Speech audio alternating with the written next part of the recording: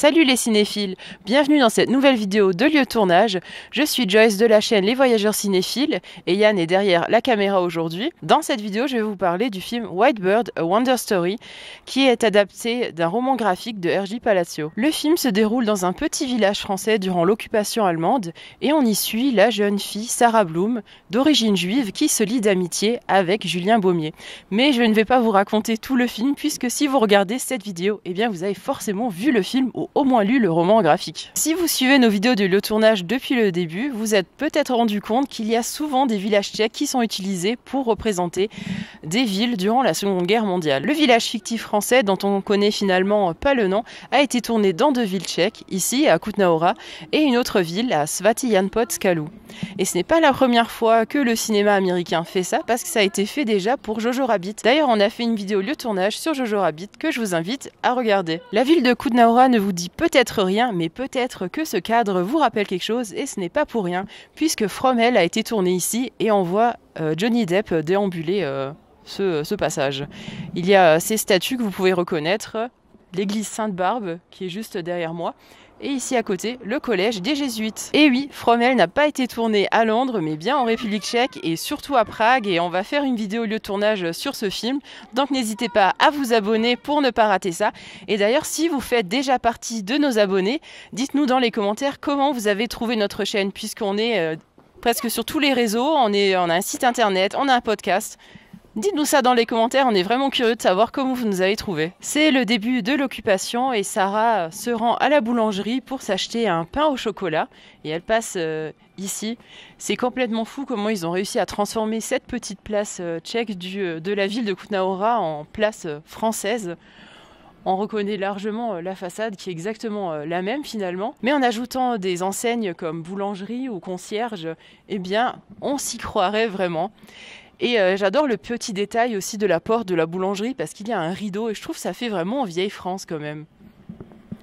Et bien sûr aussi, ils ont bien pensé aussi, comme toujours, à mettre le panneau bleu roi comme en France pour représenter une place. On n'arrive malheureusement pas à lire le nom de la place, mais en tout cas ici à Kutná-Hora, c'est la place Rutarska. La boulangerie dans laquelle se rend Sarah est finalement une boutique de céramique en fait, et c'est un artisan local. L'utilisation de ce petit bâtiment, de cette façade est déjà complètement folle, c'est super joli ce qu'ils ont fait, mais quand la caméra se tourne, quand Sarah quitte la boulangerie et que la caméra filme depuis l'intérieur de la boulangerie à travers la vitre et qu'on voit l'inscription « Interdit aux Juifs » où Sarah se rend compte de ce qui va se passer avec elle dans les prochains jours, on voit un peu la place en fait vaguement et c'est là qu'on se rend compte qu'ils ont fait un travail complètement dingue. Si vous prêtez bien attention maintenant à l'arrière-plan, vous allez vous rendre compte que beaucoup de choses ont changé mais qu'il y a des éléments qu'on reconnaît toujours. Il y a ce panneau directionnel par exemple qu'on peut voir en arrière-plan. Et il y en a beaucoup dans la ville de Kutná-Hora, donc c'est vraiment les panneaux qu'il y a ici. Et on peut reconnaître aussi le lampadaire attaché au bâtiment. On reconnaît aussi la fenêtre, mais par contre, tout est bleu. Et ce qui est complètement fou, c'est qu'ils ont carrément mis une fausse porte ici.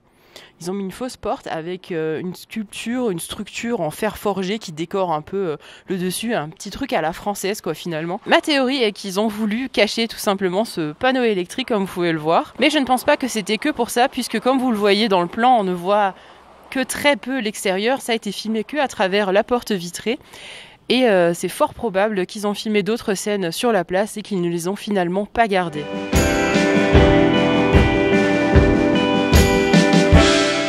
On s'est rendu compte en regardant de plus près les plans qui montrent Sarah qui se rend à l'école finalement que ils ont utilisé plusieurs lieux, on saute comme ça de différents lieux, donc elle part de la ville pour aller dans son école qui est un peu éloignée, on dirait dans la forêt parce qu'elle traverse des bois. Elle passe sous cette porte. Et après, il y a un autre plan juste après où elle est filmée de dos. Et dans ce fameux plan de dos, on est censé voir l'école, donc le fameux château Grabstein, qui est aussi en République tchèque. Sauf qu'ici, bien comme vous pouvez le voir, il n'y a rien. Dans le contre-champ, Sarah a carrément jumpé dans un autre endroit en Tchéquie. Elle est plus au nord, plus au niveau de l'Allemagne, de la Pologne même, je dirais. Le lieu qui a servi pour lieu de tournage de l'école est le château de Grabstein, qu'on va bien sûr aussi visiter, parce qu'il est incroyable quand même quand on a vu le film, et puis parce que c'est quand même, si vous vous rappelez bien, un des lieux les plus importants du film. Ce lieu de tournage est un lieu emblématique de la ville de Kutná-Hora, puisque ce sont les fortifications et la première porte qui permettait d'entrer dans la ville de Kutná-Hora et qui date quand même du Moyen-Âge. La porte s'appelle Žižka, en l'honneur de Jan Žižka, qui est une figure emblématique des guerres hussites en Tchéquie. Ce lieu de tournage est vraiment très intéressant parce qu'il nous permet d'apprendre plein de choses sur le tournage d'un film. Ce lieu a été utilisé 2 fois et de 2 manières complètement différentes et très intelligentes. Je vous ai parlé tout à l'heure de la manière comme il a été utilisé pour représenter Sarah qui se rend à l'école. Et comme c'est un gros plan, on peut passer à côté et pas se rendre compte qu'on le revoit plus tard dans le film. Et c'est ce dont je vais vous parler maintenant, parce qu'on le revoit et il présente un autre lieu. Il représente un lieu dans la ville fictive française et on voit les parents de Julien Baumier, donc les Baumier qui sont à sa recherche et qui discutent avec des jeunes soldats, quoi, en fait.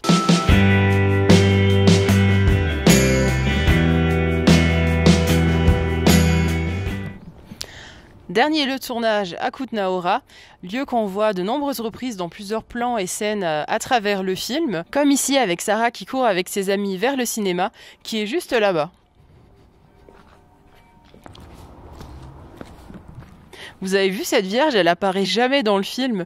Ils l'ont tout simplement cachée avec un mur et mis une fontaine devant pour que ça fasse encore plus village français. Et vous allez pas me croire, mais le cinéma, c'est ce bâtiment dégueulasse. Et oui, et oui. C'est complètement fou. On est sur la place Jungmann Novo et c'est toute la place qui a été utilisée pour représenter la place de la ville française fictive. Et la place est pas si petite que ça. Ils ont fait un travail vraiment incroyable ici. C'est difficile de s'en rendre compte, il faut vraiment regarder dans les détails. On a vraiment pris le temps de regarder plan par plan, de mettre des pauses. Et c'est avec ce film, on se rend vraiment compte du travail en fait des chefs décorateurs, de la photographie aussi.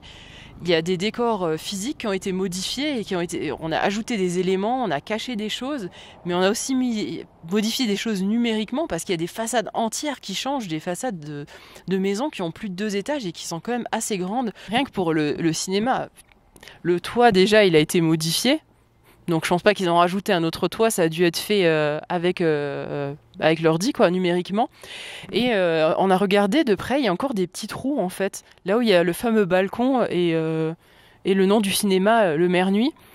Les fenêtres où il y a les films qui sont diffusés, il y a la porte de cinéma il y a tout qui a été complètement caché, c'est complètement dingue, c'est vraiment fou de se dire que c'est ici. Et dernier détail promis, après j'arrête, mais je suis vraiment passionnée, j'ai vraiment besoin de savoir comment c'est fait, si vous travaillez dans le cinéma, dans le décor, des choses comme ça, que ce soit numérique ou en faisant des décors physiques. Dites-nous dans les commentaires si vous pouvez nous expliquer un peu, si vous avez une idée comment ils ont pu procéder pour créer cette place française, cette place du petit village.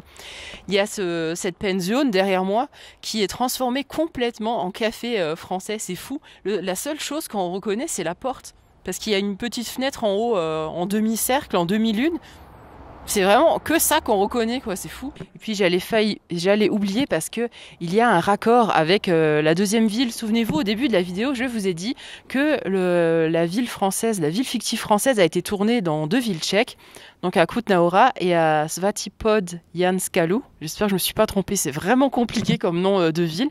Parce que si vous regardez bien le plan derrière le cinéma, on voit une formation rocheuse qu'on voit aussi là-bas quand Julien part de sa maison pour aller à l'école. Il passe par un endroit qu'on va vous montrer aussi plus tard dans la vidéo. Pour faire toutes ces recherches, j'ai regardé des articles de journaux qui datent de la période de tournage du film, donc en 2021, et ça m'a permis d'avoir plein d'informations.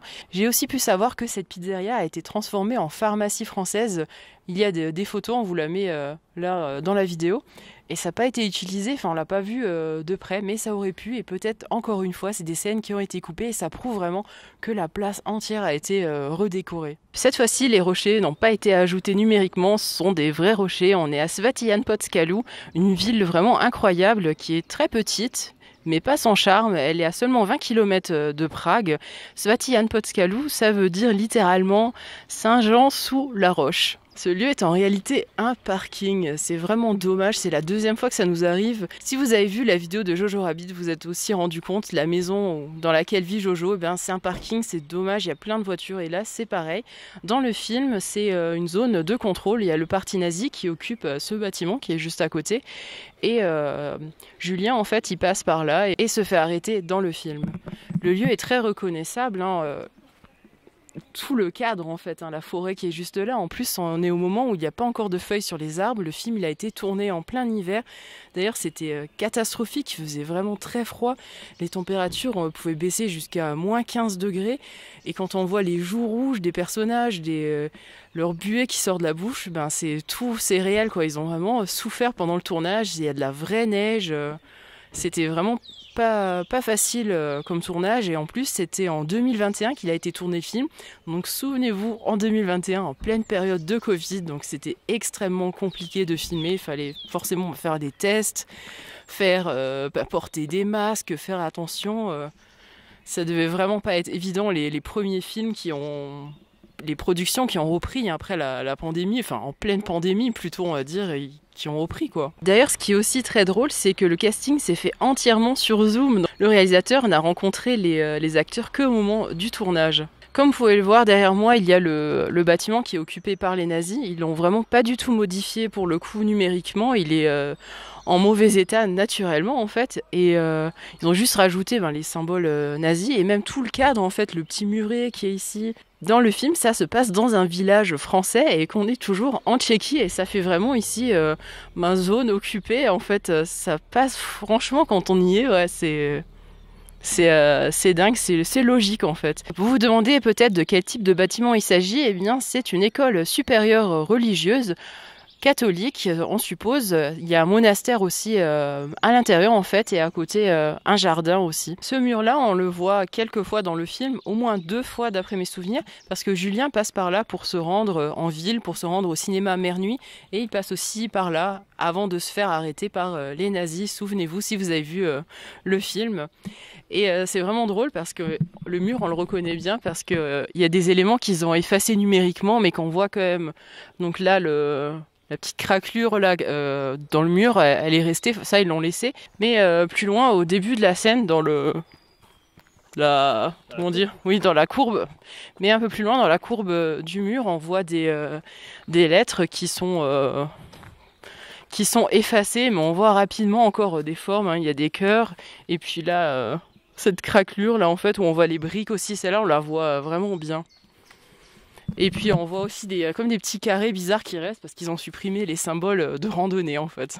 Le point de contrôle était juste ici au niveau donc du pont qu'ils ont aussi modifié comme à Kutna-Hora. Il n'y a pas de rambarde bleue, c'est en pierre entièrement. Et les maisons aussi ont été modifiées. On voit surtout la maison de gauche qui est là, elle est très jaune vif. Et dans le film là... Elle est en pierre, comme ça, en grès-gris, je dirais plutôt. Un peu comme les maisons qu'on peut voir à Kutna-Hora, qu'ils ont aussi modifiées numériquement pour faire village français dans les montagnes, quoi. Tant qu'on est à Svatý Jan pod Skalou, on va vous montrer d'autres lieux de tournage de White Bird. Et il y en a un qui est étonnant, on vient juste de le découvrir d'ailleurs, c'est complètement dingue. Il est juste à côté de ce cimetière, le cimetière qu'on voit à la fin du film, quand Sarah, avec ses enfants, une Sarah adulte, qu'on voit juste de dos, c'est vraiment très court. Elle montre à ses enfants la tombe de Julien et de ses parents qui se trouvent dans ce cimetière. On reconnaît très bien les lieux, puisqu'il y a la petite église, quelques tombes, mais des choses ont été un peu ajoutées. Et sinon, il y a la petite maison au fond et le mur de pierre aussi qu'on reconnaît. Et puis en avant-plan, il y a cet arbre qui n'est pas là. Soit il a été coupé ou ils l'ont ajouté. On ne sait pas. Et du coup, l'autre lieu de tournage surprise qu'on vient de découvrir, il est par là. C'est un lieu qu'on voit 2 fois. On le voit quand Sarah se rend à l'école, donc au château de Grabstein. Elle traverse un passage avec des arbres sans feuilles parce que ça se passe en hiver. Et ça forme une sorte de comme un passage en fait, un pont en fait entre les branches. Et on voit ce passage encore une fois à la fin quand elle se rend au cimetière. Et du coup je me suis dit, c'est juste avant le cimetière et peut-être que c'est dans la vraie vie en fait juste à côté du cimetière et c'est le cas. Et avec Anne, on s'est dit on n'allait jamais trouver ce lieu de tournage, c'est en pleine forêt, c'est impossible à trouver. Et là, voilà. Il suffit parfois d'un hasard, comme quoi. En même temps, c'est un peu logique, c'était pour garder aussi le décor des formations rocheuses qu'on voit constamment dans le film. Dernière partie des lieux de tournage de White-Bird, et pas la moins importante puisqu'il s'agit de l'école Lafayette, dans laquelle sont inscrits Julien, Sarah et les autres élèves de leur village français. Le château Grabstein, il est situé dans la région de Liberec. En fait, on est vraiment tout près de la frontière allemande et polonaise. Du coup, on a une vue panoramique, on s'est bien dégagé, on peut voir les deux autres pays en fait. Le château de Grabstein date du XIIIe siècle et à la base c'était une forteresse gothique, et comme beaucoup de châteaux il y a eu forcément des modifications au fil des siècles, et surtout une grosse modification au XVIIe siècle où c'est devenu un château de la Renaissance plutôt. Et après ensuite encore plus au XIXe siècle il y a eu un gros incendie et du coup ils ont dû reconstruire une bonne partie. Ce qui est très intéressant si vous visitez l'intérieur, parce qu'il y a plusieurs visites possibles comme beaucoup de châteaux. Soit vous faites que la tour comme ce que nous on va faire, la cour et la tour dans laquelle se trouve Sarah quand elle se cache, si vous vous rappelez bien. Et il y a une chapelle avec des très belles fresques, donc si vous vous intéressez à l'histoire et à l'architecture, à l'art comme ça, c'est une belle visite à faire. C'est un incontournable en fait sur la route entre Prague et Liberec. Et maintenant, il ne nous reste plus qu'à visiter tout ça parce que ça fait un moment qu'on attend ça. Depuis décembre, les châteaux étaient fermés. Ça fait que quelques jours qu'on peut le visiter à nouveau. Tant qu'on est dans l'entrée, on va commencer par l'entrée évidemment. On reconnaît largement comme toujours la porte. Ils ont juste ajouté un petit détail au-dessus de la porte en bois. Ils ont ajouté le nom de l'école, école Lafayette. Et nous voici en plein cœur de l'école, dans la cour où beaucoup de choses se passent. Il y a l'arrivée des élèves, l'arrivée des nazis aussi qui viennent récupérer les élèves juifs. Comme vous pouvez le constater via ces images, c'est très ressemblant, mais il y a des choses qui ont aussi changé, comme d'habitude. Une des premières choses qu'on a remarqué, c'est qu'il y a un élément qu'on voit dans la scène qui n'est pas ici. Il s'agit d'une pierre où un élève est assis, qui est juste dans ce coin, mais cette fontaine, ce réservoir fontaine d'eau est toujours là, et il n'y a pas le couvercle d'ailleurs dans la scène. Et autre chose aussi, c'est cet escalier qui est bien présent dans la scène du film, mais il y a des briques qui l'ont un peu vieilli, on voit des petites briques qui ont été ajoutées numériquement. On a remarqué aussi un autre élément qui n'est pas là en réalité, et qu'ils ont ajouté pour le film, pour ajouter une petite touche Frenchy. Ce sont des volets bleus, les volets en bois, les fameux volets qu'on a souvent en France, surtout à cette époque, et c'est toutes les fenêtres en fait du rez-de-chaussée qui ont eu droit à ces volets. Donc c'est possible qu'ils les ont ajoutés pendant le tournage, ce sont des professionnels, ils ont l'habitude forcément de travailler avec des monuments. Et un autre détail qu'on a trouvé drôle en arrivant, c'est que Sarah avec ses amis, quand elle se dirige vers leur salle de classe, eh bien c'est cette porte-là et ce sont les toilettes en réalité. Je vais vous montrer juste un exemple pour vous expliquer comment ils ont exploité les lieux, parce que c'est vraiment dingue en fait. La séquence de fuite de Sarah et des autres élèves juifs commence dans la salle de classe. Donc ils sortent par cette porte, on reconnaît vraiment bien l'endroit. Elle passe ensuite par là avec les autres élèves. Et comme je disais, c'est les toilettes en fait, ici c'est le couloir. On connaît largement cette porte. Et après elles sont ici sur le côté. Et elles courent tout le long en fait pour rejoindre les arcades et se cacher, parce qu'on est en fait à l'arrière du château et les nazis sont déjà dans la cour avec leurs véhicules et leurs motos, ils sont en train de les chercher. Il fait super froid, j'ai exprès enlevé mon manteau pour être comme Sarah juste avec son écharpe. Pour l'amour du cinéma, je vais vous refaire la scène.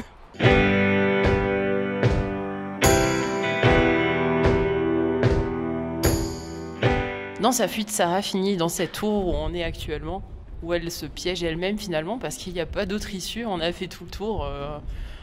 C'est possible juste de monter peut-être encore un peu, mais voilà, elle est bloquée ici. Heureusement que Julien est venu à sa rescousse. C'est vraiment cool de monter au niveau de la tour parce qu'on a vraiment une vue panoramique. On peut faire vraiment entièrement le tour et on a différents panneaux qui nous indiquent ce qu'on peut voir à l'horizon en fait. Panneaux qui ont été bien sûr enlevés pour le film, ils n'allaient pas laisser ça aurait fait un peu bizarre. Et du coup on peut voir les villages tchèques qui sont à côté, les petites villes, mais aussi comme on disait que le château il est proche de la Pologne et de l'Allemagne, on peut voir à l'horizon en fait la frontière en fait. Il y a même une usine polonaise de la ville de Turów qu'on peut voir d'ici, on voit largement les cheminées d'ici. Et c'est la Pologne déjà, donc on est vraiment tout près quoi. Pour se rendre en haut de la tour du château de Grabstein, il faut passer par l'entrée principale, monter quelques escaliers pour arriver ensuite dans cette super belle court, jaune. Et après, il y a l'escalier en colimaçon qui est juste ici, en fait, qui permet d'arriver tout en haut de la tour. Ce que Sarah ne fait pas, puisqu'elle contourne le château, et pas depuis l'extérieur, elle entre par une porte, et d'un coup, elle monte l'escalier.